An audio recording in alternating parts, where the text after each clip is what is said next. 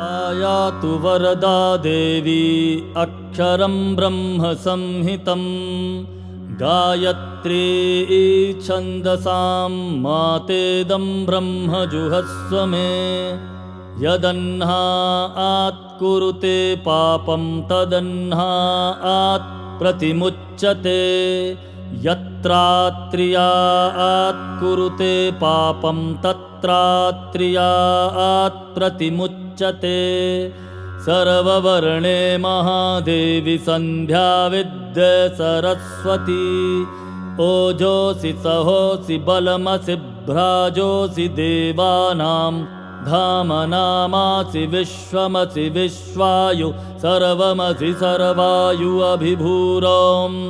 गायत्रीमावाहयामि सावित्रीमावाहयामि सरस्वतीमावाहयामि छन्दऋषिमावाहयामि श्रियमावाहयामि गायत्र्या गायत्री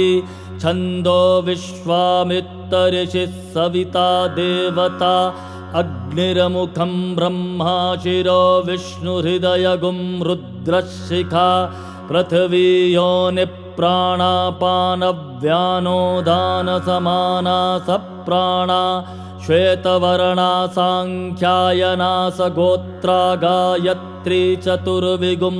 शत्यक्षिरा त्रिपदा षट्कुक्षिः पञ्चशीर्षोपनयने विनयोगा ॐ भूः ॐ भुवः ॐ सुवः ॐ महः ॐ जनः ॐ तपः ॐ सत्यम् ॐ तत्सवितुर्वरेण्यं भर्गो देवस्य धीमहि धियो यो नः प्रचोदयात् ओमापो ज्योतिरसमृतं ब्रह्म भूर्भुवः सुवरोम्।